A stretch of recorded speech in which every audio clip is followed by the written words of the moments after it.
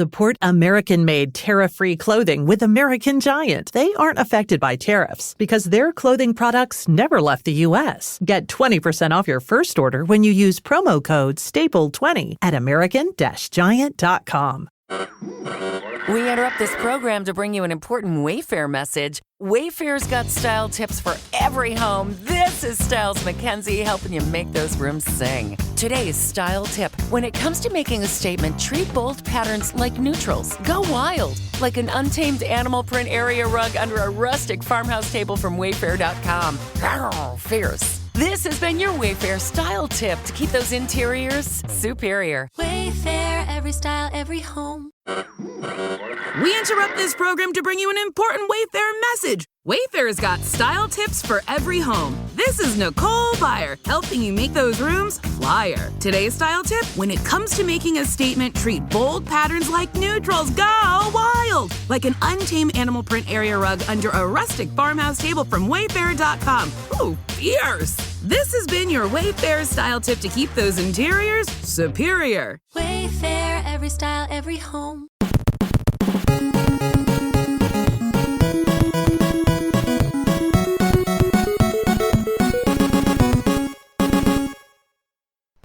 Hey, Justin. What's up, man? I think this is Dimension X again. Oh, no. Well, actually, not oh no. We meant to come here, right? Yeah. I mean, that was the plan. Didn't we get a note or something? No, that was last time. You're getting your, I think you're getting your games confused. Oh. Wait, no, or do we... I don't know. Rob's out of retirement. We got to find Rob. Oh, so Rob's here. There's those two hosers over there. The two hoses in a nest, Josh. Whoa, you're not Josh Witt. You're Josh O'Rourke. No, come on, man. Josh Witt, we got to leave him behind. Don't worry about it. So, first of all, we open up a pizza, and we get transported to Dimension X. And, you know, Josh Witt was the one who went in there first, and now Josh O'Rourke shows up. We're in Dimension X, and oh, gosh. I told you I'd get pizza from Domino's, man. I know. I'll never order there again. Jeez. Yeah, never. Yeah, Hey, you may call us hosers, but at least we always order from Pizza Hut. I'll give you that. I'll give you that. I had a coupon. It expired in 1990. Hey, they still honor it. Well, it's really good to talk to you guys. I know this has been an infamous lost episode for years, so I'm excited to finally talk Turtles 2, man. Yeah, we are too. Yeah. And we've had plenty of people comment on how they never thought this episode would see the light of day. So. Well, I was feeling the heat. I'll tell you. You name dropped me a couple times. Last few episodes. Yeah, at least the last 4 or 5 episodes. I said, you know what? I'm just coming out of retirement. 4th time. Hey, 4th time's a charm, right? That's right. Just make sure it's not like a Michael Jordan with the Wizards run. I was about to say, it's time for the Wizards, right? That feels that way right now. It goes down in podcasting infamy. Rob Luther never should have made that final comeback. Should have stayed gone. Okay. I'm just all right. So, do you guys want to actually talk about Turtles 2? I say, we're here, we're stuck, we might as well talk Turtles. What do you say? I'm game. Let's do it. All right, Justin, you got some history for us? Yeah, sure. So this game was, of course, Teenage Mutant Ninja Turtles 2, the arcade game, which was a transition from the arcade version. The coin-operated version came out in 1989, and this game came out. Yeah, imagine that, huh? Huh? Yeah. Didn't you guys ever actually play the arcade version? Oh, yeah. Yeah, definitely. Yeah. Mm-hmm. Yeah. I played it, where was it, Just? I feel like it was in one of the local... It was in Food City. Food City, that's it. Or whatever Food City was called at the time. It may not have been Food City. Maybe in the White Store. Yeah, the White Store. I don't know, but it was there. It was in that grocery store. I feel like we had the 2-player version, though, didn't we? The what? Didn't we have the 2-player version in our Food City? I feel like. Was there a 2-player version? Yeah, there wasn't a 4th. If we had... It was probably the 2-player version. I can't really remember that vividly, but yeah. Come on. Really? I know. This is awful. Yeah, I remember playing the arcade machine in the Pizza Hut lobby by my dad's house. They had that one in there. And I can't remember if it was a 2-player or the 4-player either. But I remember I would actually ask some of the kids that were eating with their families if they wanted to play. And of course, the parents are like, maybe after they're done. So you just ran around the pizza hut asking for people? Yeah, I did. It's true. I didn't even want to eat my pizza. Man, you've never had friends, man. Please. I even told him, I said, you can pick your favorite turtle. It doesn't matter to me. I'll let you pick your turtle. Except for Donatello, man. Except for Donatello, yeah. Yo. I had never I've never seen a 2-player version of the arcade game. I've only seen the 4-player. Oh, wow. I had no idea it came in just a 2-player. I'm pretty sure, and of course I was only maybe 5 years old at the time, so I may have a terrible 5-year-old memory, but I feel like we had a 2-player version in our grocery store. So you just weren't tall enough to see the other two It could control. have been. Well, let me just say, if there was a worse version, we probably had it. That's also true. Yeah. So we'll just be honest here. Okay. So anyway, there's a couple of differences between the NES version and the arcade version. Most of the original, but there was an extended scene at the end of Scene 3, the parking garage stage, which replaces the arcade versions in battle with Bebop and Rocksteady, with a battle against the mutated fly form of Baxter Stockman.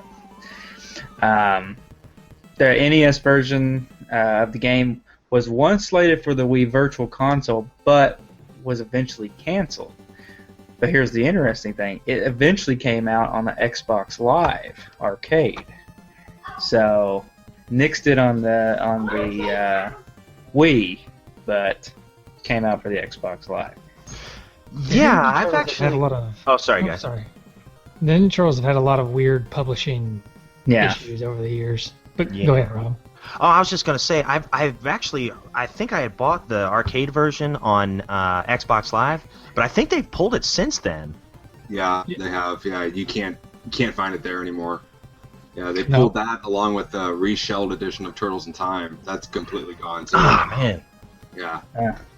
Yeah, they're licensing issues, you know. But if you have the game and you don't delete it, then you can keep it. and Yeah, keep it's playing yours for free. Oh, yeah. It's yours Yeah. forever if you keep it on your hard drive. Yeah. Yeah. And of course, the NES version had one of the notable product placements at the time in video games for Pizza Hut, of course. And there was actually Pizza Hut coupons. We've already alluded to that. As far as rankings, Games Radar had it on the 25th best NES games ever, and IGN placed it on their 41st best NES games ever. Wow. And here, Nintendo Power didn't rank it. So, that's kind of interesting.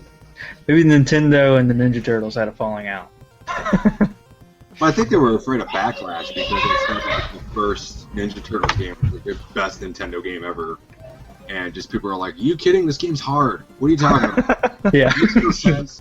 Overworld is just ridiculous. I'm playing as a micro turtle the whole time and I get ran over by an evil turtle van.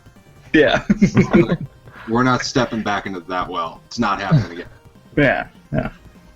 Yeah. The arcade version of Ninja Turtles is included as a hidden bonus game in the Teenage Mutant Ninja Turtles 2 Battle Nexus for PlayStation 2, Xbox, and GameCube. So that was pretty cool.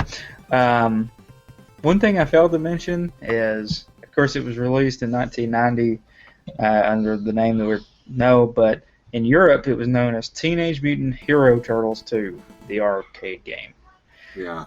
Europeans always got to screw it up, I guess. I don't know, but Well, the word the word ninja is actually outlawed in England. oh yeah, I forgot about that. I remember. I think we have talked no about it idea last why. time. We talked about Ninja Turtles. Yeah. I don't think does there have to be a reason? I mean, we're talking about the same people that just Brexit and called it a Brexit. Hey, everybody from England, actually, we're just joking. No offense to the European people that are Hey, no actually supporting the show. Maybe a slice of pizza. Yeah. Do we have any of the listen show? I know we got some Scandinavians. Yeah, we got Europeans, right? But maybe not Englanders. Weren't Is that what they're nunchucks called? actually banned in Europe too at one point? Because I remember, I want to say there was a problem in the cartoon with Michelangelo and his nunchucks Yeah, in they Europe. have to changed. Yeah, in the cartoon in Europe, he actually had grappling hooks instead of chucks. Yeah. And I'm thinking, but Leonardo had 2 swords, and you think that'd be a little bit more. I don't know. Well, an nunchuck can just beat somebody, and a sword can actually chop somebody in half. So. Well, I mean, like getting a black eye is so much worse than having your head chopped off. I don't know. Yeah, I just cringe. You can just put your head back on and walk away. If I remember correctly, I'm pretty sure that if I remember correctly, I'm pretty sure Leonardo's swords were the dullest swords I've ever seen. That's true. That's true. They were. Yeah. They broke like every 3rd episode. He would break. Yeah, he must have a lot of backups. Yeah. All those sewer pipes, man. You want to know why there's so many floods in the sewer? He just kept taking pieces of metal and making swords out of it. I was like, my toilet's backing up, Leonardo. Darn it. Leonardo, that's actually just a piece of aluminum foil. That's not going to work as a sword. It'll keep the government out of your head, but it won't use it. So, Mike and Josh and Rob, did you have this game? Did you go on a quest to find this game? I'm just going to guess you all had it. We all had it. Actually, no. This is.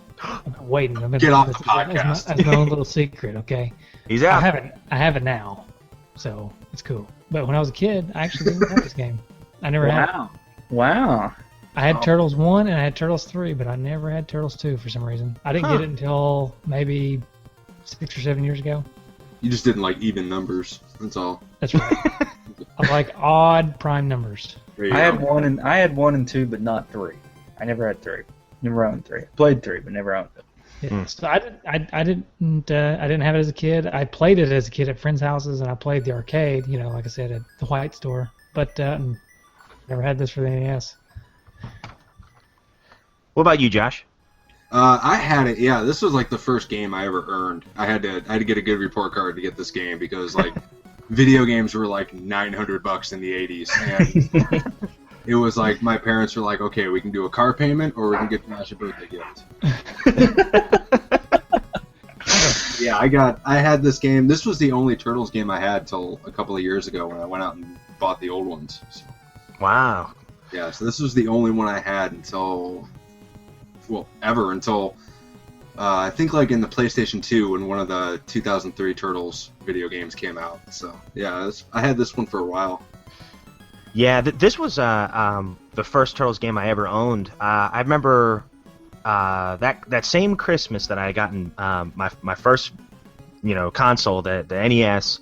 I had gotten Batman, I had gotten Tecmo Pro Wrestling, Mario 3, and Turtles 2. So this was in my core 4 for years, and I remember this was it for a little while till Turtles 3 came out, and I think the only other game I bought or I was given when I was a kid for the NES, until probably probably about mid-90s. Oh gosh, I think it was Castlevania 3.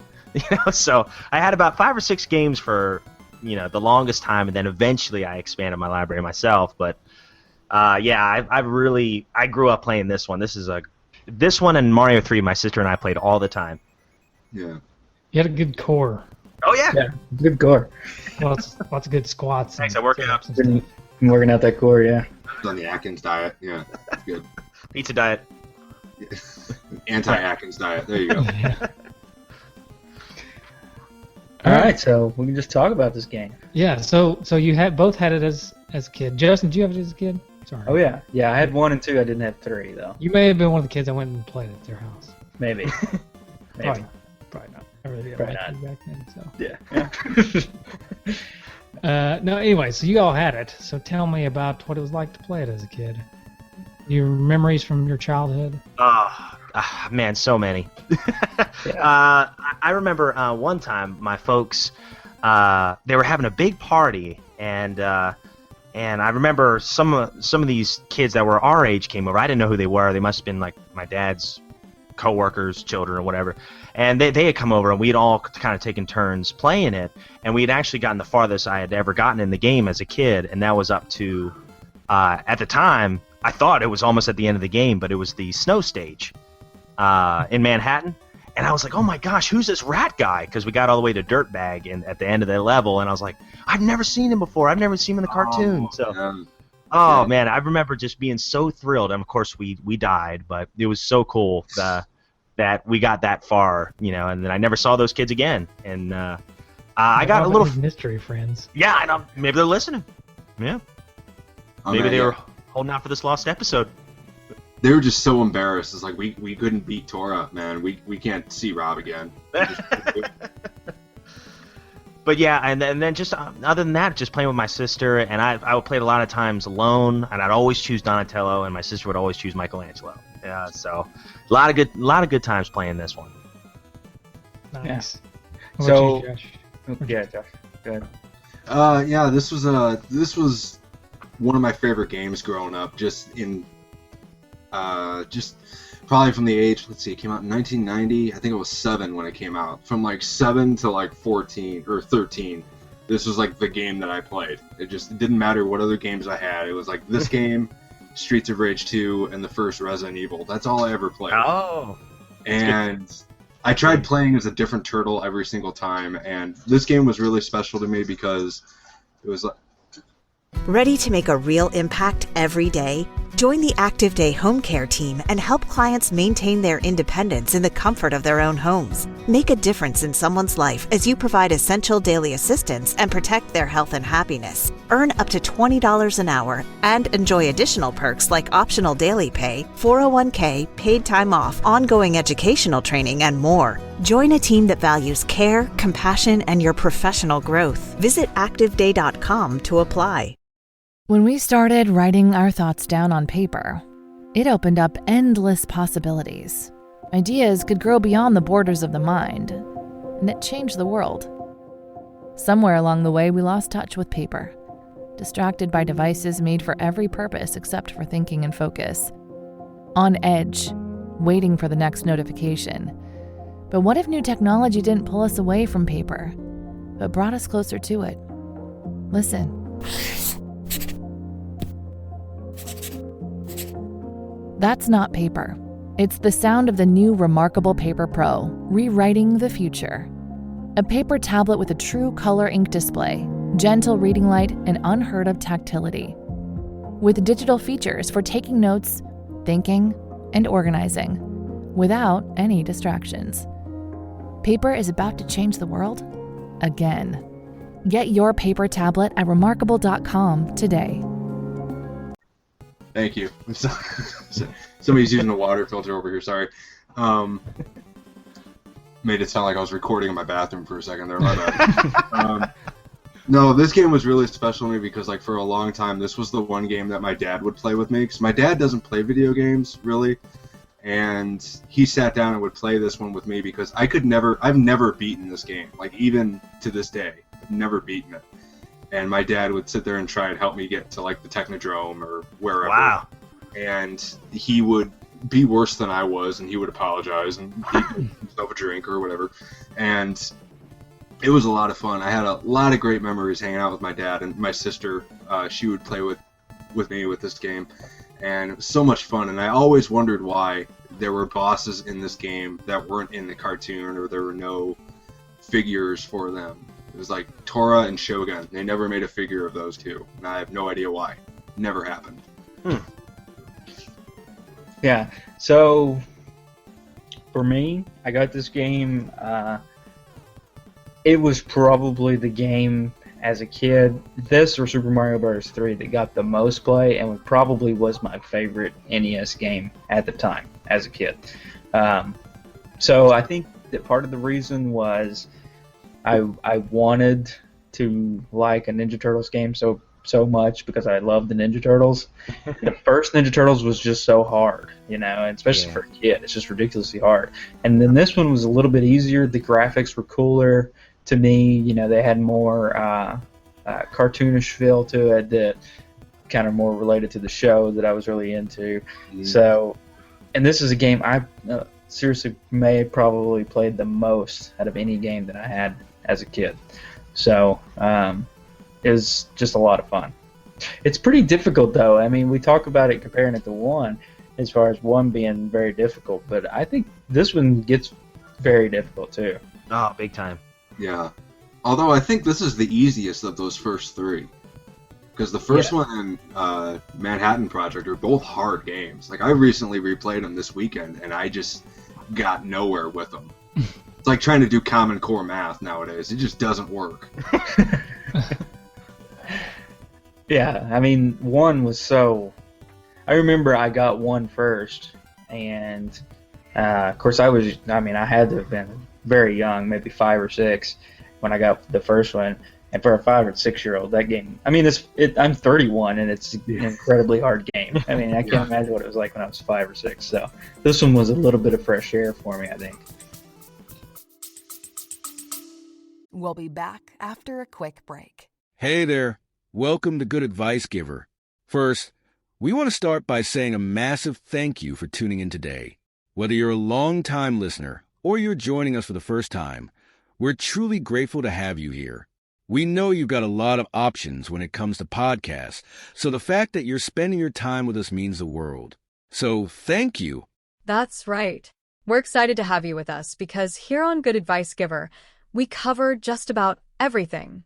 Whether you're interested in sports, relationships, sex, money, finances, business, digital marketing, music, education, movies, comedy, or something else entirely, we've got it all. No topic is off limits here, and we dive deep into real, meaningful conversations that matter. We've also got a mix of male and female hosts, so you're always getting a well-rounded perspective on every topic we cover, from business strategies to personal development, from car shopping to digital products like affiliate marketing. We bring a little bit of everything to the table. Our goal is to offer advice, insights, and some laughs along the way to make sure you feel welcome and engaged, no matter what brought you here. And it doesn't stop there.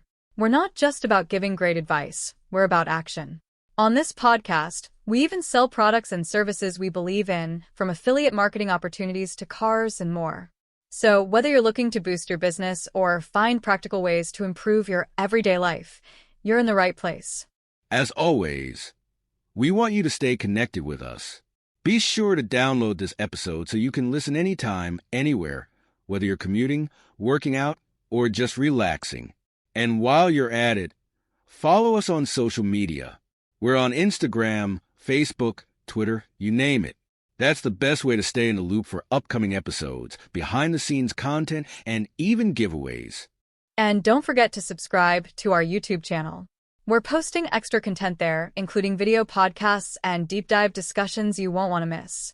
Be sure to like, comment, and subscribe, and let us know what topics you want to hear more about. Lastly, check out the link below in the description for exclusive offers, resources, and more ways to connect with us. We're here for you, and we can't wait to bring you more valuable content. Thanks again for tuning in to Good Advice Giver. Let's get started. Yeah, I never got that fresh air. I just played one forever, and then I got 3 many years down the road. Just kept getting electrocuted by that seaweed over and over again.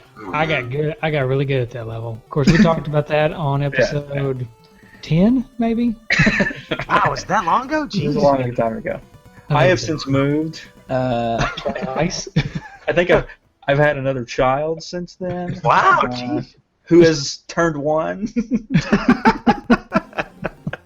So it's been a while. I probably didn't know you. I probably didn't even know you, Josh, back then. Did I? I don't think so. No, No, because that was the first episode of Turtle Flakes that I listened to, was the crossover with 2 Dudes in a Nest. Wow, what about I was that? like, all 4 of these guys are pretty cool. Yeah. Except for that Josh Witt guy. He couldn't even bother to show up. Yeah, well, And here you are sitting with us to talk Teenage Mutant Ninja Turtles too. So here you go, kids. Dreams do come true. Very rarely get to realize one of your goals that you grew up with, that you handle, and it's just like, man, here I am. It's just, somehow you were transported to Dimension X. I mean, here you are. Yeah. You're welcome. Oh, thank you very much. Hey, so I got a little treat. I'm excited. It's the same treat I do every episode, but this time it's legit. It's not from the internet. Whoa. It's the real deal. Yeah, it's the manual. Ooh. Cheap. Welcome to the world of Ultra.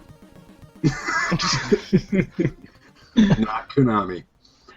You are now the proud owner of Ultra's authentic version of Teenage Mutant Ninja Turtles, the arcade game for the Nintendo Entertainment System. So, congratulations. I feel pretty good. Extreme. Yeah. I love the fact that Konami basically did like a money laundering scheme with their publishing rights, so they could produce more games. Yeah, it's awesome. All right, this is a pretty long story, but let me dig into it here a little bit. The Bounty Boys are here. Welcome to the crime-infested boroughs of New York, where one wrong look at the right person can be your last. Wait, at the right... What? One wrong look at the right person. At the right person? So somebody could actually be a good guy, and just because of the way you looked at it. That's how bad it is. That's how bad it New is. York was bad, man. Like the Warriors was a documentary. Yeah. But the turtles sleep contently, for they have made Manhattan a safer place for all. Especially since they've sent Shredder to the local landfill. Or so they think. So I guess, does this place take place after the first movie? Oh, that's a good question. I guess. Well, see, the first movie came out in 1990, and the arcade game came out in 89, didn't it? Arcade was 89, yeah. Ooh. Yeah. Oh, it's predicting the future here, Konami. Yeah. While dreams of pepperoni pizza dance through their heads, the turtles' worst nightmares blast into the Earth's atmosphere. Two intergalactic bounty hunters have been attracted by the price that Shredder has placed on the half-shell heroes' heads. Shredder's alive and looking for payback. I have a problem with the fact that Shredder is alive, though. Okay. It comes at the end of the first level because he literally flies. As he catches April, he flies. Like, I don't. When did Shredder gain the ability to fly? Well, I'll tell after you, put it in the trash compactor. He did like the Batman glide with his cape. Just Yeah, all the way across the room. Yeah. With some dead weight. Yeah. Yeah, their armor's got to be heavy. Yeah. Oh, I thought he was talking about April. I was I'm talking sorry. about April. Yeah. Oh, wow. Yeah, that's true, too. Well, just useless weight, not dead weight. Sorry. Oh, sorry. Big difference. Okay, alright. Although the turtles toss Shredder into the metal jaws of a garbage truck, his titanium battle helmet protected his maniacal mind from being mauled. Upon awakening on a seabound garbage ship, Shredder vowed vengeance. You have unread texts from Golf Buds. Would you like me to read them? Yes. Okay. Johnny says, what are the nicotine pouches you had on the course? Walker says, 8 milligram on nicotine pouches. Billy says, I love the mint one. I like that one. Walker says, me too. By the way, you both stink at golf. LOLOL. Come on. Carry on nicotine pouches. Shop now at onnicotine.com/group text. Warning, this product contains nicotine. Nicotine is an addictive chemical. So they're saying that they threw him in the garbage truck and crushed him. Yeah, I wonder if they added that to the Nintendo game, but that wasn't in the arcade game. Probably. That's probably true. I don't think the arcade game had any story. I don't think there was. Just like April was kidnapped, go get her. That was it. Yeah. Maybe Konami got a hold of a script. Ooh. Or maybe the movie was based on the Konami storyline. What? Oh. Yeah. Well, there's no Vanilla Ice level. I mean, there's an ice. There is a snow stage. Yeah, but there's no Vanilla Ice, just like Oh rocket. wait! No, there's a part here. After floating back to land on a pile of non-biodegradable styrofoam cups, Vanilla Ice began training a new breed of soldier. So there he is. There he is. There he is. Shredder. I knew he was in there. Vanilla Ice is Shredder, apparently. Huh? That makes so much more sense now. Yeah. Doesn't it? I wonder what happened to him. Anyways, it goes on from there. I'm going to leave the rest of that to either imagination or people can go look it up. So. Now, the Mutant movie stars. No, the Turtles agent didn't force them to appear on a sappy game show. This is your select turtle game screen. Oh, wow. I like that. You like that? I like the game show feel. Yeah. Leonardo. Leonardo's the head honcho. He enjoys giving splitting headaches with his katana blades. That's horrifying. Yeah, really. That's Good thing those foot soldiers are robots. Jeez. Yeah, but nunchucks, those are illegal. yeah. Speaking of What nunchucks, they say about a nunchuck. when he's not cracking jokes, he's cracking heads with his mind-numbing nunchucks. Cracking skulls. Yeah. Raphael's weapon of choice is a bad attitude. And dual psi daggers. Oh, there they are. Donatello, the brains of the outfit. Call him computer geek, and you'll be eating oak from his bow. I like it. All right. So that's the manual. It's a good manual. I would put this in the here's some bad guys. Yeah. Oh man. Yeah. It's good stuff. I would put this amongst some of the better manuals that I've come across. Yeah, good writing too. Yeah, actually not bad. Yeah. Konami has a knack for writing in English apparently. So I'm going to go ahead and throw this out there because nobody's throwing it out. We've been talking about this game for 30 minutes and nobody's throwing it out there. But one of the best things about this game, I honestly feel, is the music. Oh, yes. That first level, I mean, it just gets your blood pumping.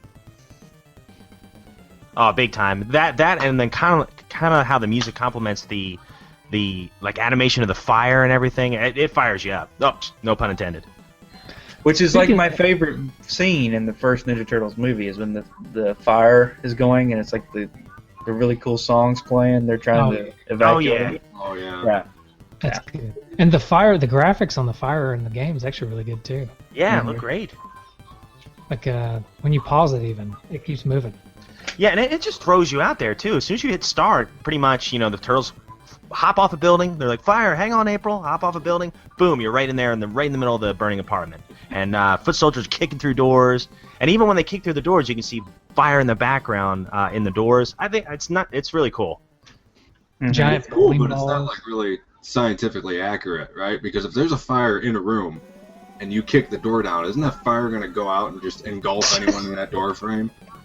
Backdraft. Yeah, man. Didn't anyone see Backdraft? I mean, it wasn't out yet, but those foot soldiers should have just been done immediately. You kick open the door and they're just like, Larry, don't! And yeah, they didn't even want to fight. They just wanted to get out of there. Yeah, I know, right? How horrifying is that, man? Like, you're trying to get away from a burning building and then some giant turtle just kicks you back into a room with a bunch of fire in it. What a way to go. What are we looking at here, Justin? This is just, first level. I think all these pictures, all these screenshots that I've got to put up are just Rob playing, because it's always Donatello. It's true. So.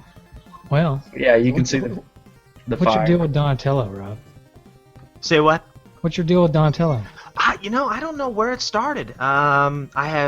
He was my first toy. My first action figure was Detective Donatello, and I guess it just kind of started from there because I got the toy first.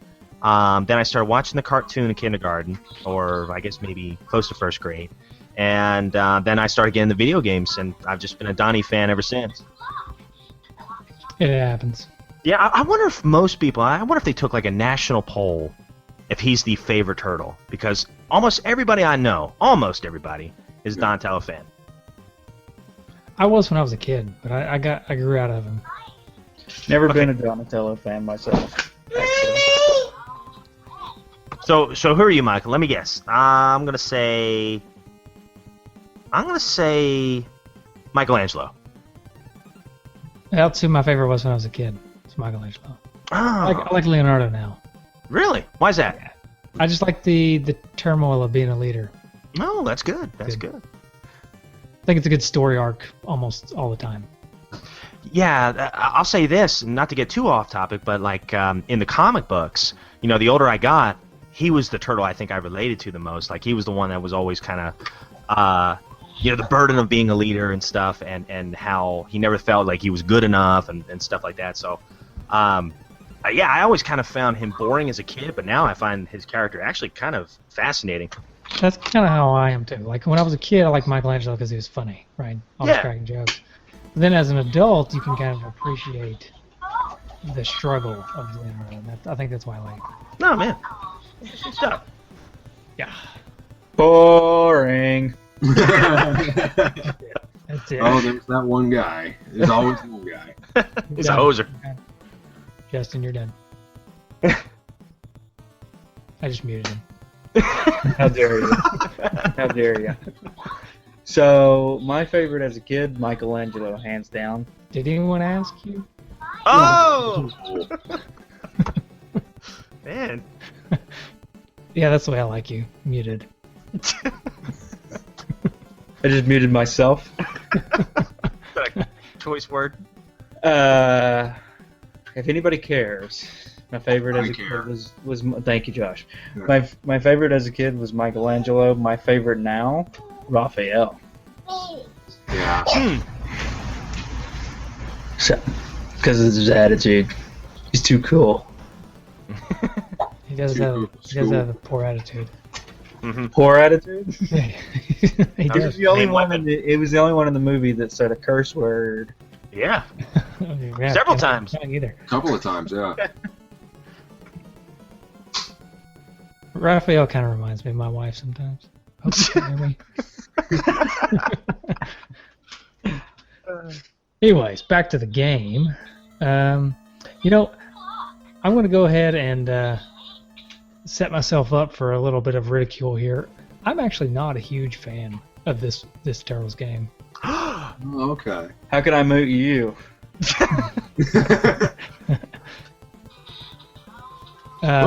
So do tell. Let me explain myself a little bit. So I come from a unique perspective where I don't have the nostalgia, right? Because I played 1 and I played 3, and I never really played 2 until I was older. I think 1. I like 1. I like it for its difficulty. I like the style of game that it is. But we can throw it out because it's a completely different game. But because I played 3 first, I think 3 the controls better. We won't get into 3 too much, but I just think that the hit detection is better in 3 and all this stuff. 2, I have trouble with the hit detection as far as like I never really know when I'm hitting people. In order to be any good at it, I always have to jump and kick and jump and kick all the time. And that kind of gets old to me. Mm-hmm. But I mean, that being said, it's a great game. But right. I just think that the graphics and the sound are amazing, but the gameplay to me is just a little bit lacking. It's a little bit boring even for me. I don't know why. Is it your least favorite of the 3? It is my least favorite of the 3. And if it wasn't a Turtles game, I don't know if I would even put it in that thing. Wow. Amongst the best, NES games. But because I love the Turtles so much, I can appreciate the game, and I love playing it. But if my go-to game is probably going to be Turtles 3 or Turtles 1. Personally. Well, there are some elements about the game that frustrate me.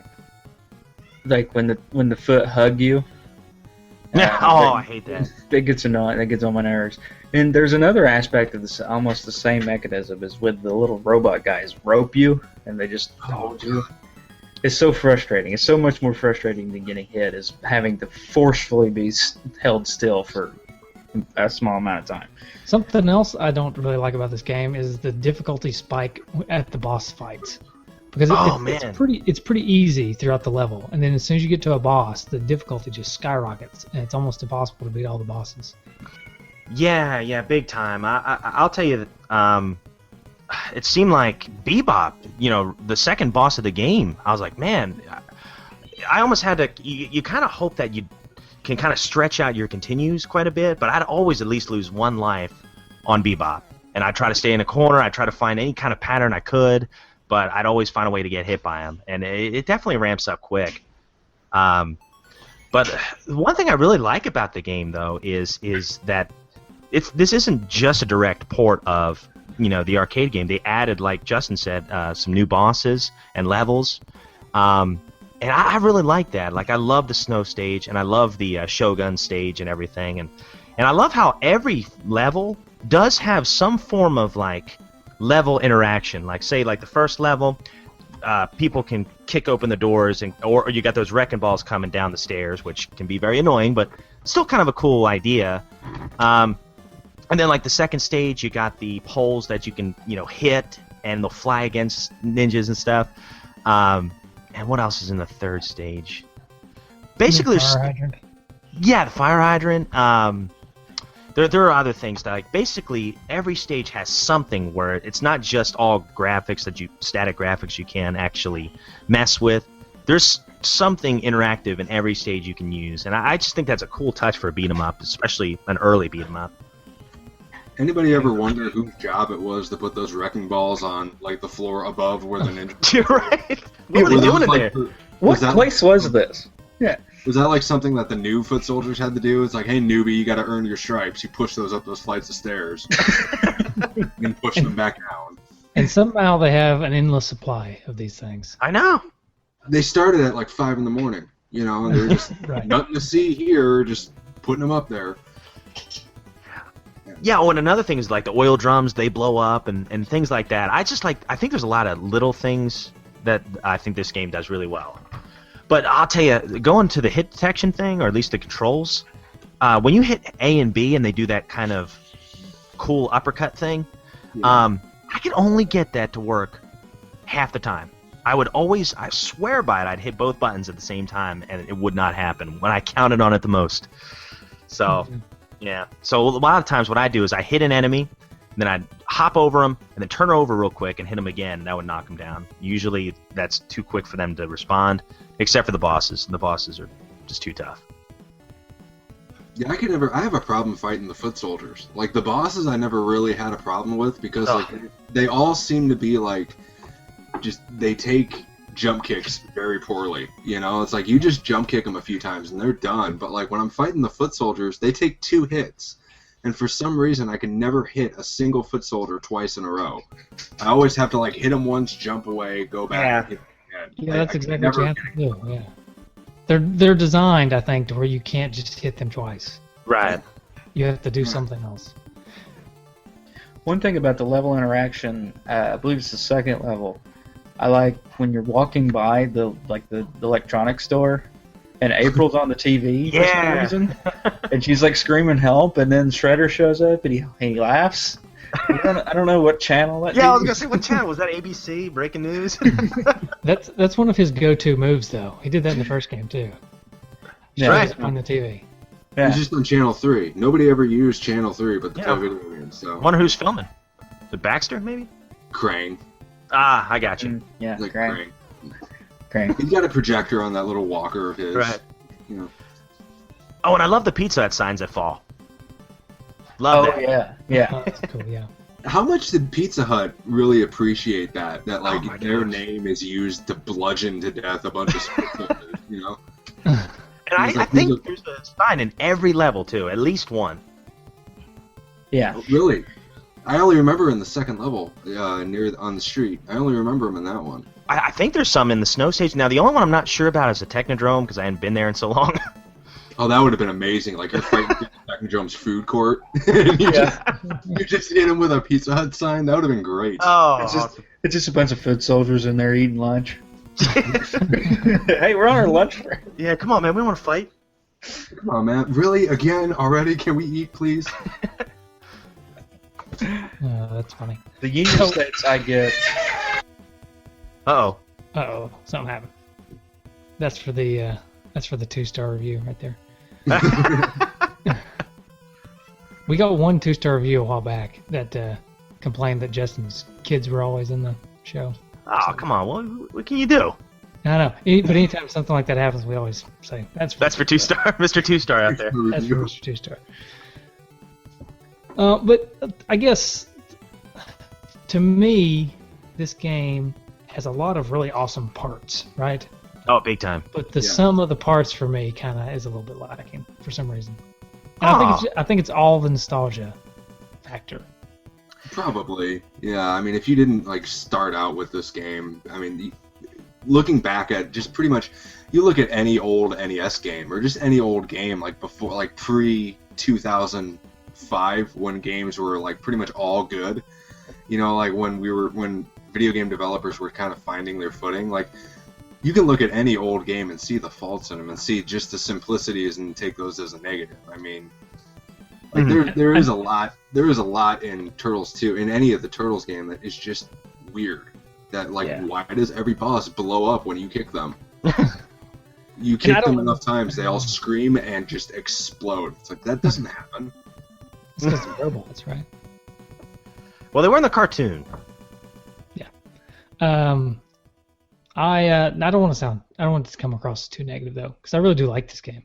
I feel like I'm sounding too negative, but it's just the the level design is amazing. It's one of the best beat 'em up level designs that I can think of. Period. Like, not just the way it looks, but just the way they flow, and like how the scenery always changes, and you're not always going left to right. Sometimes you go up and down and stuff. Yeah, I love that. And then sometimes different levels too. Like you'll go up and hop and get a pizza on this rail, then jump back down and hit that girl on the skateboard. Yeah, it's really cool. Yeah, I love that. Oh, did you actually get an extra point if you swing your bow at her and she ducks? You actually get an extra point for that. I did not know that. You also may or may not get a retrofitted trophy. Oh, foreshadowing. Spoiler alert. All right, so we did do a high score challenge. I think we were humbled. Yeah, I think we were humbled. I think I'm going to win the low score challenge. Hey! I don't know. I got you. I may have you in the running for that. So, Rob, what did you end up with? Well, the cool thing is, when I was a kid, I could not get past the snow stage.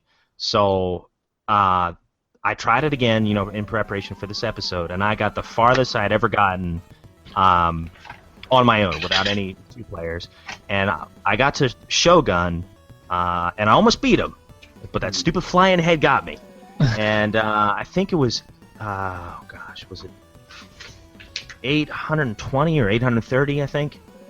Of the ones you posted, 820 is what you posted. 820. Okay, that's what it was. That's the highest I ever went. I know there's a way to get farther. You just got to. But bottom line is, don't use up all your continues right away. I kept resetting. What I did was, if I can make it past the second stage without using one of my continues, I knew I could get close to 1,000. But a lot of times I'd be resetting because I'd always lose a life on Bebop. Yeah, Bebop. He's just so. I hate him. God, that guy. Just hate him. He's a jerk. Just hate. All right. So, Josh, did you happen to get a score? Did you write something down?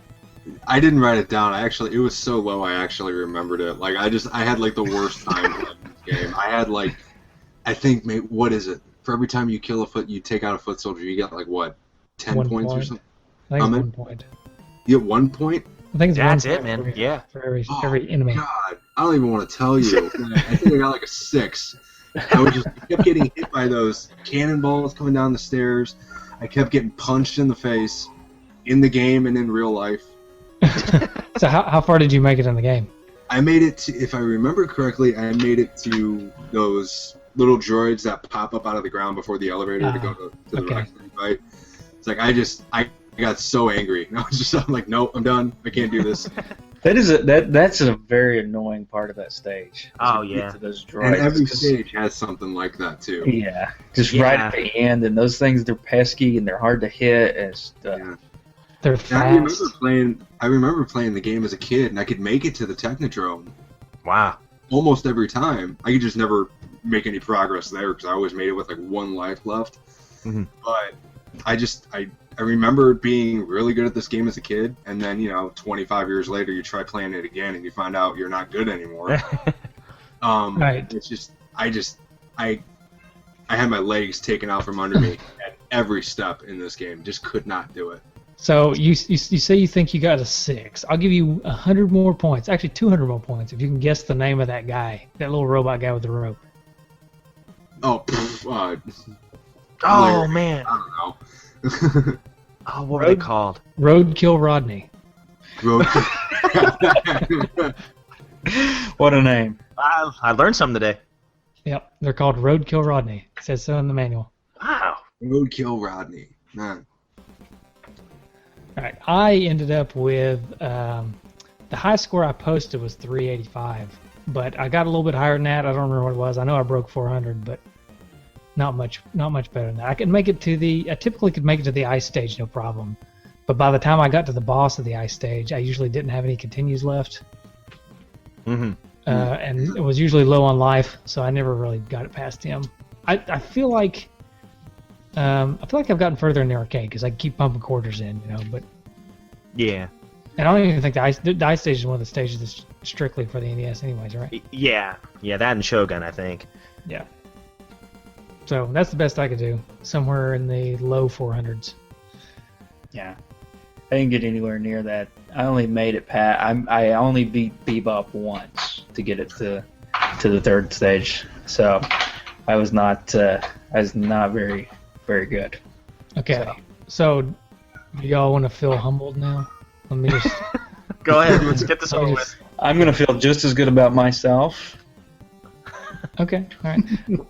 Rob doesn't really have anything to worry about except for one person, one of our D-padders. But the rest of us, let's see. Derek Fletchell got a 766. Yeah, and he beat it, didn't he? I think so. If he did it and he got that score, that means he probably didn't even use a continue. That's impressive.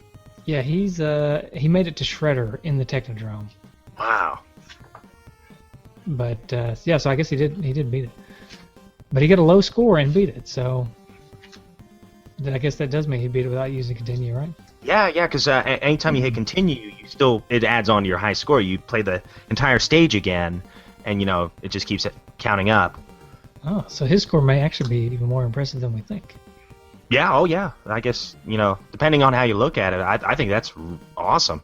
He's so good, he got a low score. That's my excuse. Just like you, Josh. Josh, you that's my excuse. Josh is actually the best. It's like golf. Yeah. Right. All right. Mark Scott Jr. got a 715, and he made it to Shogun, looks like. Okay. Ivan got a 773 in the Technodrome, so that's pretty good. Wow. That is good. And then, I don't even know where or how this happened, but he took a video of it to prove that he did it. Stephen Michael got a score of 2,050. What? And that's good. That's good. How do you even do that? What, do you find like the hidden New Game Plus mode or something? What did he do? My only guess is he saved his continues, and then used him at the very end to get the highest score and beat it. That's the only way I can think of him cracking that high of a score. That's really impressive. I did wonder when I was playing it. There's the part where you're fighting Baxter Stockman, and there's like an infinite number of Mausers. Can you just spam that forever? Ooh.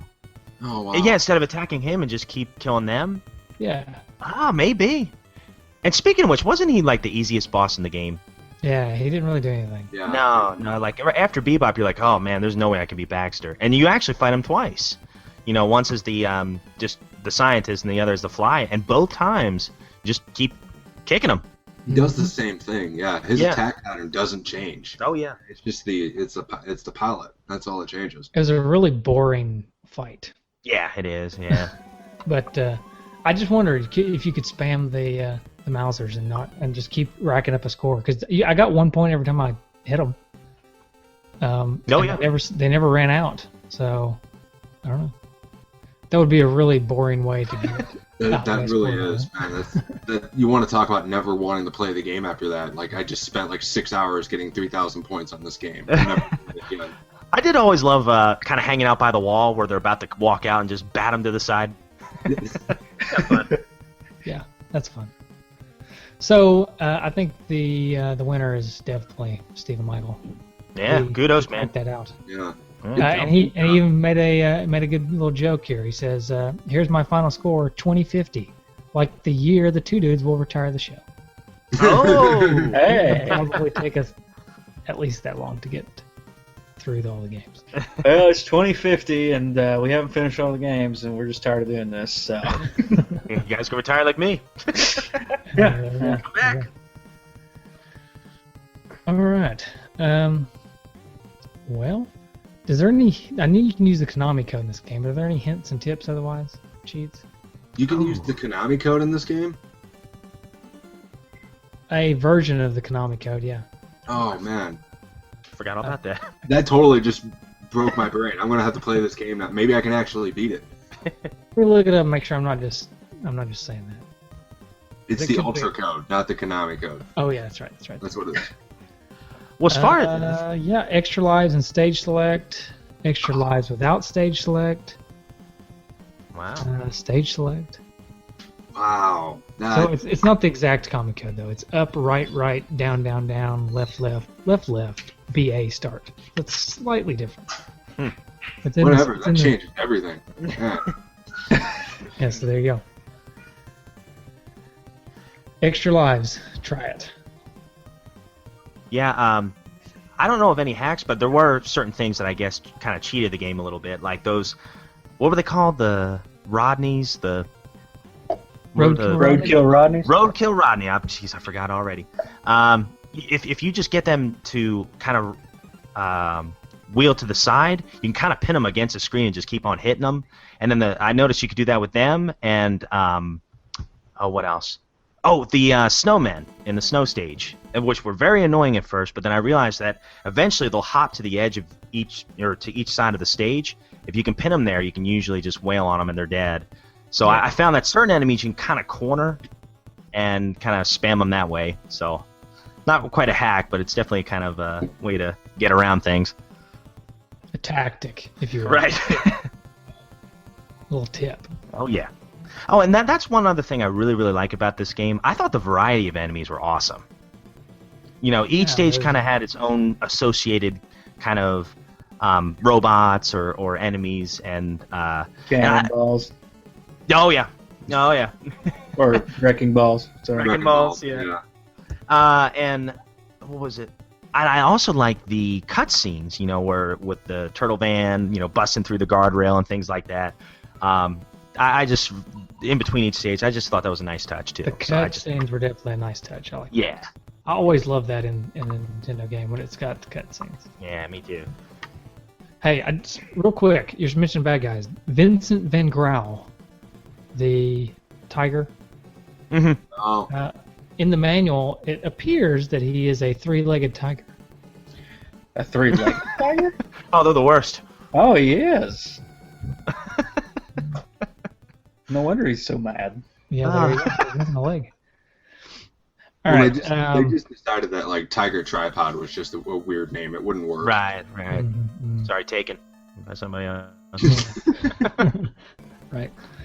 All right, so graphics and sound, music, we kind of touched on that already. You guys have anything else you want to say about it? I'd just say the first stage is probably my favorite music of the whole game. Oh, yeah. Yep, I agree. Yeah. Definitely. That's the only stage music I remember. I'm sitting here trying to think of it, and that's all I can remember is that first stage. That and the boss music. Oh yeah. Of course, it kind of makes you cringe in a way, but yeah. I always imagine like I'm looking. That's like the music that plays in my head when I'm looking for my keys and I can't find them. And then Josh starting to blink. He's getting mad. Yeah, I know. Yeah, and then I explode. Yeah. And then blow You know up. what? This is going to be blasphemy, but I'm going to say it anyway because this is two dudes in a nest. But the music when I'm like looking for my keys or something, I'm like pressured under time. Did you just mute him? You just muted him. Oh, poor guy. Yeah. Sorry. No, I'm assuming you were going to say something about a Sega game. So. Yeah. You know the music when Sonic's underwater and he's about to drown? Oh, yeah. Yeah. So. Oh, that's you when just drown. Your keys and you're late. Yeah. That is There's stressful. like numbers going over my head. 3. Then you just die. Yeah. Sonic drowning is like the best life metaphor that they tried to prepare us with. Yeah. Sega of America was like, we got to let the kids know that, like, when they grow up, this is it. You're on a time limit. That's it, man. Hey, that's one thing I'll give you guys, here with the NES. I mean, Mario, he gets underwater just fine. I'll say that. Right. Sonic struggles. I heard a story the other day. I think it was on. I think it was when I was listening to Tadpog. They were telling the story, and so I don't know if it's true, but maybe. They said that the reason that Sonic can't breathe underwater is because they heard that the developers of the game heard that hedgehogs can't swim or something, so they wanted to make it really difficult for Sonic to when he's in the water. But the funny thing is, that's not true at all. I'm pretty sure hedgehogs can swim. You have to try an experiment. Yeah, find us hope it goes right. No, kids, don't do that. Don't listen to your Uncle Rob. Don't do that. No, don't. He hates hedgehogs. He just can't stand hedgehogs. I mean, it's funny because they were so accurate. As far as hedgehog stuff everywhere else, right? Hedgehogs can fly or, run really fast. Right. Anyways, I would say that I think the graphics in the game are excellent. I think they're some of the best turtle graphics that you can find around. They're better than the first one by far. They really capture that cartoony feel. I really like that. Yeah, definitely. Yeah. And I agree with you guys. I think the first stage music is awesome. I think all the music in the game is pretty awesome, but I agree. I like the first stage. I like the intro too. Yeah. Oh yeah. I mean, it's just Ninja Turtles, but it's pretty sweet. Mm-hmm. Mm-hmm. All right. So the question we always ask, and it requires Justin to look up a price, which I hear him typing away now. But is this game worth it for whatever the market value is right now? Or as we call it, do we go with eBay or Amazon? eBay? Well, just going from just various places, it looks like it's about $30. That's up there. Yeah, $28 looks like as the cheapest on eBay. Well, not 24. So. Right. So between $25 and $30. Yeah. Rob, is it worth it? I say yes. I think it's worth it. I would definitely buy it if I didn't have it. Being a Turtles fan, and just even if you weren't a Turtles fan, this is a good beat 'em up. Is it the best beat 'em up? I tend to lead towards Turtles 3, but I still think this is really solid. I love the extra bonus stages. Music's awesome. I think it's worth it. Josh, what do you think? $30. For $30? Yeah, that's not too much more than what I bought it for. I bought mine for $25, and I don't have any complaints about it. Yeah. So it's a fun game, especially like if you played it when you were a kid, you should have this game. It's one of those that you should have, because I think this was the first one that a lot of us played. It was the first Turtles game that we ever played. So whether it be the arcade or the NES, but yeah, definitely worth it. Don't spend much more than $30, but yeah, you should have this one. Justin, I think I know your answer, but go ahead. Well, I'm going to say it's worth it, and it'd definitely be worth it to me just for the nostalgia, because like I said, as a kid, maybe not so much now, it'd be a difficult decision for me now, but as a kid, I would definitely say that this was my favorite game that got the most play, so it's still a good game, so I would say definitely get it. Okay. I'm going to be the one that says probably not for me. I think if you have the nostalgia for it, then it may be worth it. I would say it's probably worth it if you have the nostalgia for it and you played it as a kid and you want to get those feels again. It's not going to ruin that moment that you had as a kid. When you play it again, it's going to be just as good as it was probably when you play it as a kid. You're not going. There's some games that I played as a kid and then I play again now that just ruined my childhood. You know what I mean? They're just terrible. But this is not one of those. This game is good enough to where it's not going to ruin your childhood. If you don't really like Ninja Turtles, which I don't know why you wouldn't, but if you're one of those people that's never really got into Ninja Turtles and you never played it as a kid, I would think there's a lot more games out there for under $30 that would be better choices for that person. That's my take on it. All right. Fair enough. 3-1, we win. Yep. Yay. So everybody go buy it. Yeah. Oh, one last thing. The box art.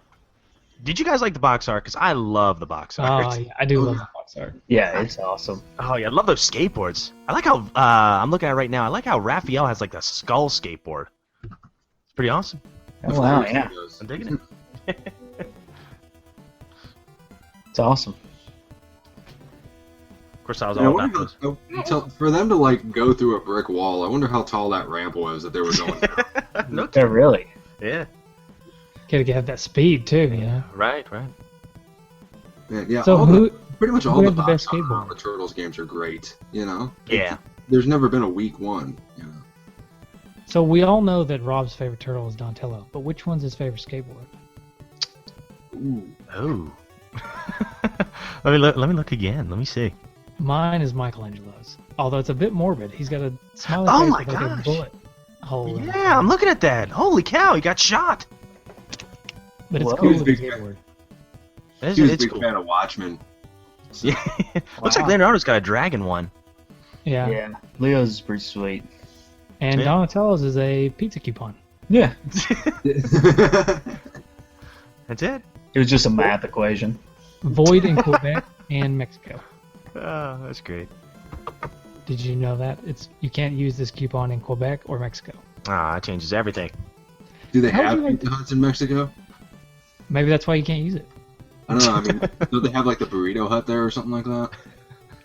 Hey, how would you feel if you were the artist that drew all this and drew the beautiful skateboard for Donatello, and then they stuck this coupon sticker thing over top? I know. Yeah. I always wonder about that guy. The best. Yeah. So, anyways, so did you guys come with any retrofitted trophies? Oh, yes. I knew you would. Let me get him. Oh, yeah, I'm ready. Yeah, I've got some. Yeah. Sweet. All right, I'll kick us off here. We'll just kind of go round robin here. My first one is domestic violence. Take a swing at the girl on the skateboard. All right. My first one is smell my feet, and that is kill every bad guy on the level by the flying kick. Hey, nice. That was good. Mine's it came in like a wrecking ball, and that's getting squashed by the wrecking ball in the first stage. I'm sorry. Nice. That's all right. It's cool. Josh, do you have one? Yeah, mine's Pizza Time. It's flatten a foot soldier with the Pizza Hut sign. Nice. I've got one called Science Schmiance, and that is defeat Baxter. Pretty simple. My next one is Cannonball Run, and that is not be ran over by any of the wrecking balls. Oh, that's good.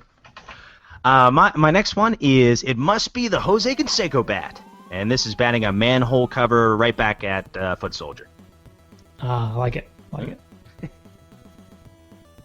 Yeah, my next one, my last one, I don't have that many. It's Summer in the City, and that's when you knock off the cap off that fire hydrant. Oh, nice. I've got one for that too. Mine for that is called First Amendment rights, and that is because you're calling fire when there's not really a fire. Oh yeah, I don't know. That's not a good one. I'm gonna say this is my last one. Wait, you can fly, and that is beat the first level, beat Rocksteady, and then see Shredder fly off. And this is my tribute to Corey Feldman here. Help! I'm a turtle and I can't get up. This is falling down the sewers in stage 2. Nice. Very good. I've got one more. It's called Somebody Brought a Parka. Ooh. And that is beat the ice stage without getting frozen. And I had one more, and this is not the way to get ahead in life, and this is getting killed by Shogun's flying head. So there you go. Nice. So, all right. That, so we're going to to give this. Listen to Rob. That hurt a little bit. I'm sorry. Don't be sorry. I mean, you should be proud of that. That took some time. Ooh, it's close.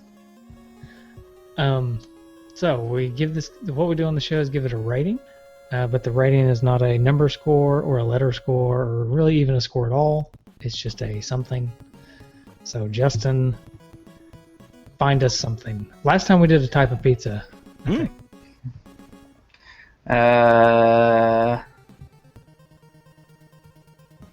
Let's see.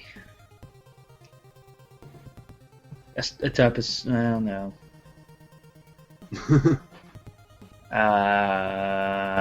We can do pizza again.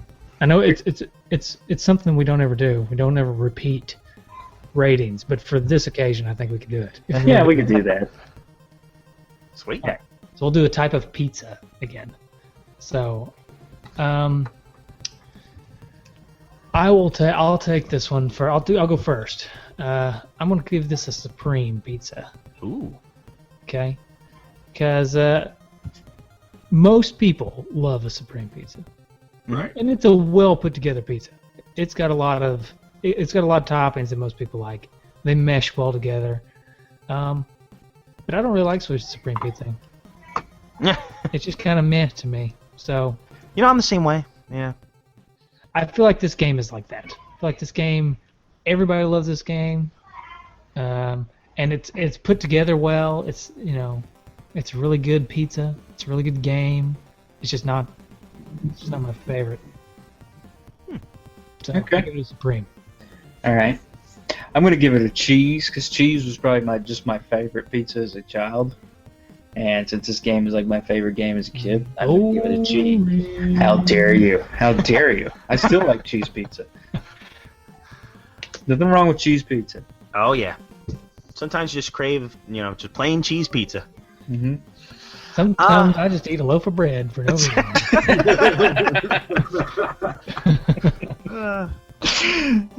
I'll go in the spirit of the cartoon. I'll go with a jelly bean and meat lovers pizza at the same time. So I'm going to say the meat lovers because there's a lot of meat to this game. You can definitely sink your teeth into a lot of good stuff in this game. It's going to take you a while to beat it, and the reason I put the jelly beans on there is there's a lot of variety in this game. There's a lot of colorful graphics, great music, very kind of unique gameplay for beat 'em up on the Nintendo. And for that reason, that's why I do the jelly beans. So there you go. All right. Nice. Awesome. I'm gonna have to go with just a classic sausage or pepperoni. That's my favorite type of pizza, and this is my favorite Turtles game. It's a classic beat 'em up, but it's also got a lot of variety in the enemies and a lot of great music. But it's a classic because it is just a beat 'em up, and you are just going from left to right, just taking out people en masse. It's great. So fun game, good pizza, great evening. That's what you need. Absolutely. I think it almost sounded like an advertisement for Pizza Hut. Yeah, this ain't my first rodeo, man. I know what I'm doing. So, all right. Hey, I've been going to this place called Uncle Mattio's here in Knoxville. Ooh. It's delicious. It's kind of like Subway. It's like Subway, but for pizza. So you go through the line and tell them your toppings and stuff, and they make it for you, and then they bring it out to you. No. It's delicious. So if anybody's in the Knoxville area, of course, Rob, you are. I've never heard of it. Jeez. It's off North Shore, but you need to try it. It's really good. I get the jerk chicken pizza. It's jerk chicken, and then I get jalapenos and pineapples. Really? Yeah. That sounds like the pizza I get at Mellow Mushroom, and I love it. I love Mellow Mushroom. It's called the Maui Howie, and it's got jerk chicken on it with banana peppers, pesto. It's got a pesto base, cheese, of course, and then just a perfect touch is the pineapple. Nice. Yeah. There's not much better than pineapple and jalapenos, in my opinion. Well, I've never done them together. I've never done that before. I'll have to try that. It's perfect because it's just like that. You got that. Everything on that pizza is just hot, like the jerk chicken, and they got a little spice to it, and then you get a pineapple, and it just refreshes you. It's so good. I love that pizza.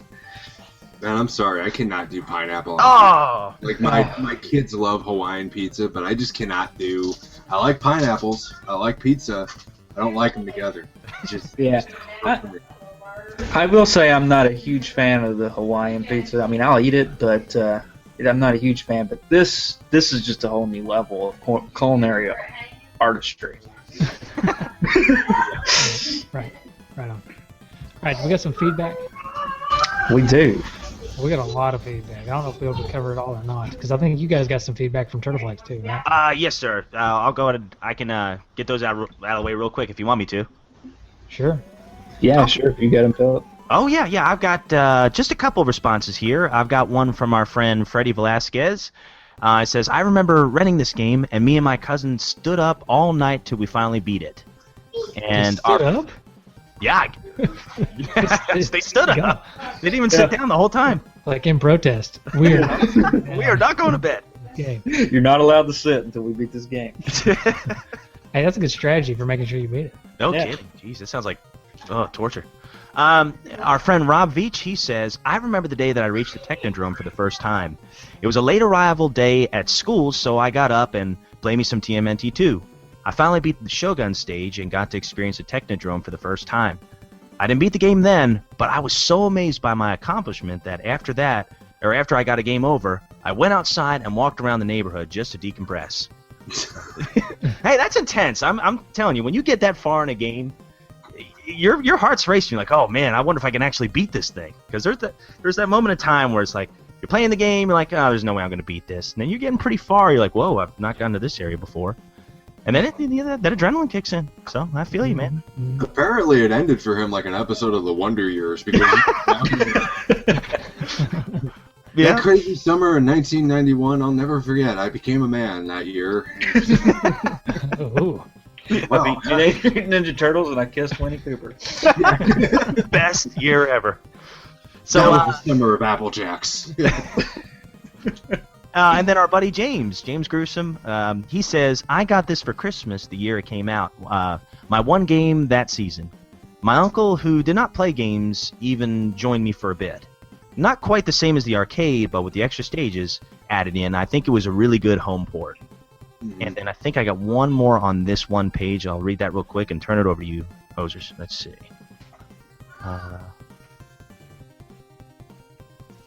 Well, now it's not. Okay, there it goes. Let me scroll down. And Nick DeMarco, he says, looking back how the developers put their spin on the arcade classic is nothing short of amazing.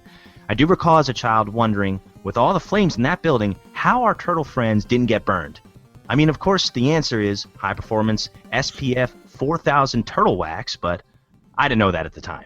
So, and that's from Nick DeMarco. Oh, I'm sorry. I got one more. I remember finding this from Thaddeus Manning. He says, I remember finding this game a few years back at my local video game store called Action Game and Movie. Paid about $10 for the cart, and it was worth every penny. There's a cheat code for the game where you can start the game off with 9 lives, and there's another code for level select. So, there you go. Awesome. All right. Take a deep breath here. I just thought you were surprised. Yeah. All right. Paul Kluel says, best beat 'em up for the NES. Sean Muldowney says, in the minority here, probably, but not a fan. There's not much there to keep interest. For a beat 'em up, Double Dragon just kind of does everything better. It doesn't really matter what turtle you pick. They all have the same range, and there are 3 moves total. But you'll really only use special move and jump kick. But I do love me some Ninja Turtles, nevertheless. I'm excited to hear you guys talk about the game. Rock on, dudes. All right, a kindred spirit. To be fair, like, there's no difference between Billy and Jimmy Lee either. Yeah, I agree sure. too. Kind of throw that argument back at you, sir. Sorry. How dare you? Good take, Actually, in the first Double Dragon, they can't even be on the same screen at the same time. I know, yeah. So it's just single dragon. Yep. It's just dragon. It's like, I'm not a fan of this game. Well, then why are you listening to this episode? Because Sean listens to all of our episodes. Come back next week. You. Actually, Sean's like our best fan, so yeah. He's like one of our best fans. So. I'm sorry, I just destroyed that. This is why I'm only allowed on Turtle Flakes. So. He was a Turtle Flakes fan, but I think you ruined that too, Hoser. Alright, making friends wherever I go. Yeah. Alright, Clever the Great says, awesome game, very good graphics. It really showcased what the NES was capable of doing. Not a hard game to find, and the price is always decent at $20 to $25. It's really a good deal. But for some reason, every time I play this game, I have the need to order Pizza Hut pizza. Hashtag great games, hashtag product placements, hashtag turtle power. Hashtag it's my house, then. Sorry if you hear the thunder. Yeah. Douglas Delecki Jr., I don't believe you. This show isn't coming. Daniel Walker says, so much better than the first game. I was a little spoiled on beat 'em ups because my first experience in the genre was Turtles 4 on the SNES. But I can definitely see the evolution of that game begin in this one. Oh, yeah. Michael L. Johnson said, I enjoyed this game so much better than the first. I must have played this one over and over again until my thumbs went raw, and until TMNT 3 TMP came out on the NES. Look out for the Pizza Hut product placement. Adam Malone says, I hope there's a high scores challenge for it. Dave Vaught. I didn't see Adam participate. But Yeah, there was. Yeah. Dave Vaught said, weaker than the arcade version and the follow-ups. Turtles in Time is boss, but still enjoyable. Oh, Stephen Michael. This was my absolute favorite NES game growing up. I was obsessed with TMNT as a kid. Over the years, I've mastered the bosses and have beat it without using the Konami code. This game is pure nostalgia for me. Now, Steven, you really didn't have to tell us that you're a master at the game. We got it. We got it. So, Jason Fox says, I remember being blown away when I played this game for the first time. It was a real departure from everything I had previously played on the NES. This game is what we all hoped the first game would be, an honest-to-goodness translation of the cartoon. As a bonus, it had beat-em-up action, pseudo 3D levels, and a killer soundtrack. Without a doubt, one of the best games you can play on the NES, hands down. Sean Muldowney, it sounds like you are using your adult brain for your review. I agree with a lot of what you said, but I react to this game with all my childhood memories, so I think I'm biased. Andy Lewis said this arcade was at Elk River Movie Theater when I found out that Pamita had it for sale. I remember doing the whole it'll be cheaper than playing it at the movies, followed by the complete fit throwing when we walked out of the store without it. Not too long later, I got it for my birthday.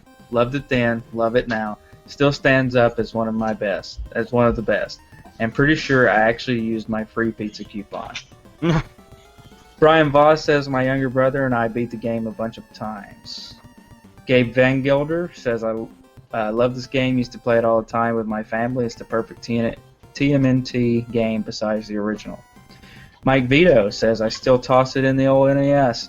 This and Contra were the two games me and my pop would always play together. My boxed copy actually still has the Pizza Hut coupon inside it.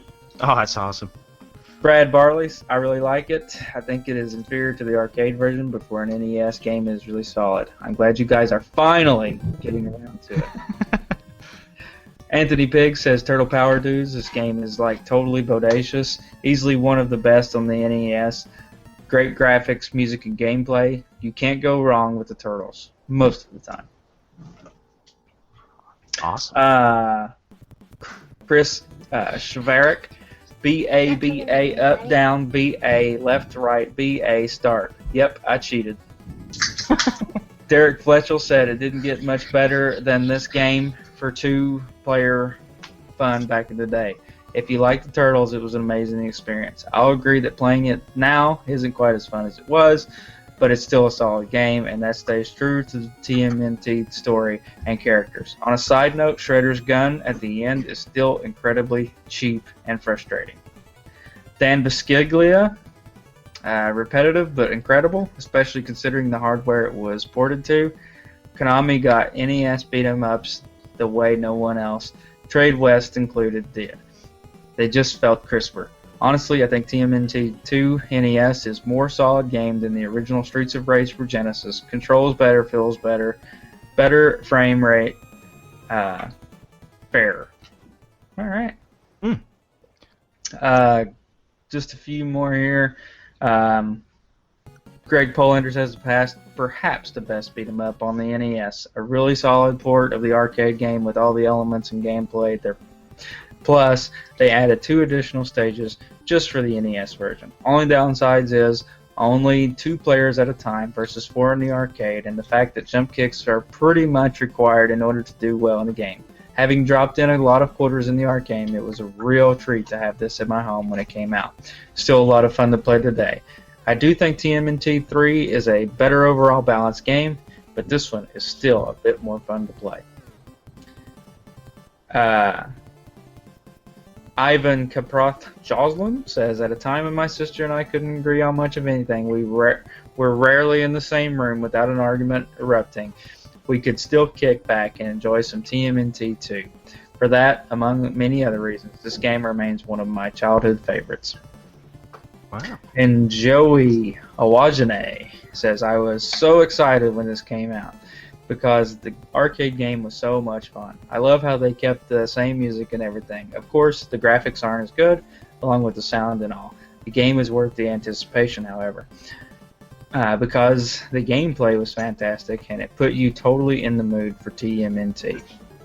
Trevor Franklin says, my brother, my best friend Johnny, and I were all Turtles fanatics. We even had Ninja Turtle wrestling matches on the trampoline, which made for a special kind of blackmail since we also videotaped these showdowns regularly.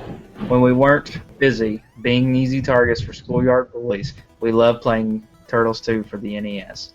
Eric Purcell said, wow, this has a ton of feedback. I remember playing this game at my favorite arcade in town. I absolutely loved it, starting with the cowabunga exclamation as you press start. When I heard about the home port, I was ecstatic.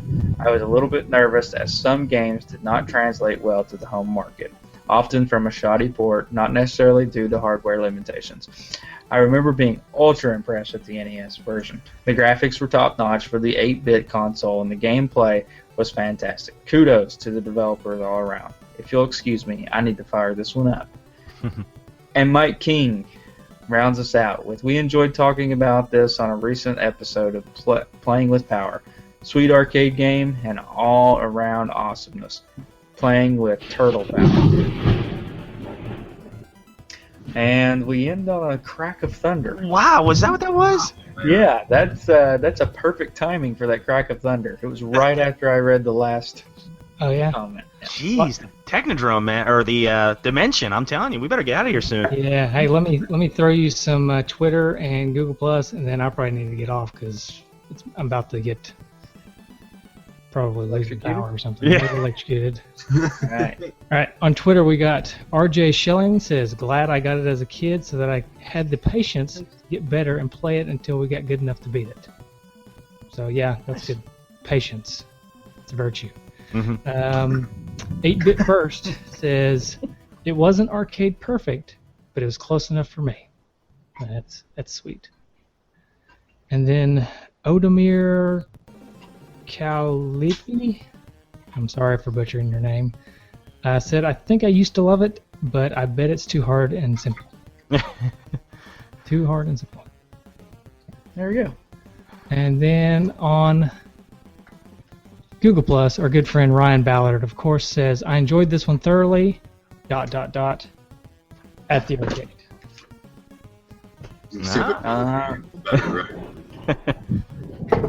And one quick phone call here, because I can't not play this one on this show. Michael, Justin, Rob, and Josh. Michael, Justin, Rob, and Josh. There you go.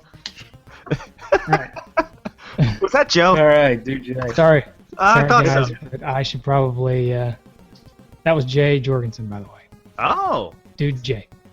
Anyways, I should probably go because the storm's getting pretty nasty here around my house. But, Yeah, we better get out of this dimension. All right, guys. I hate to cut it short, but. I enjoyed it, guys. Have a good one, hosers. Yeah, cowabunga dudes. Had a great time. Thanks, guys. Be careful going back. Yeah. Hey, you too. You too. All right. See ya. Till next time. Till next time. Couple more years. Yeah. All right. See you guys. See ya.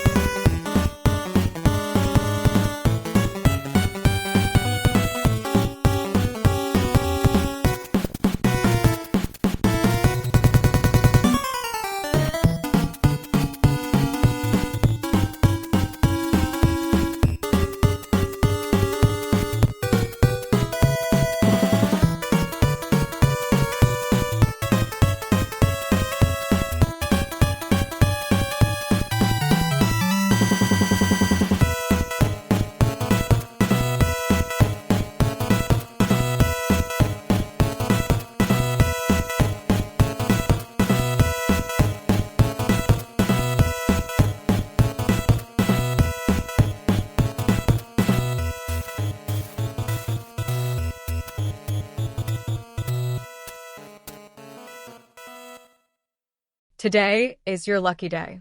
Today is the day that our $3 website works for you, paying you directly to your PayPal daily. Imagine $3 ongoing continuous payments to your PayPal account. Imagine falling asleep and waking up to $300 in your PayPal account. How would this make you feel? How could this help you? What bills could you pay? What kind of fun could you have? What does that retirement look like now? All for a one-time payment of $3. This website is DFY done for you, fully built and completely hosted, and never stops collecting payments for you. You have spent $3 on coffee on a regular, but that coffee won't help you create multiple streams of income. Click the link below.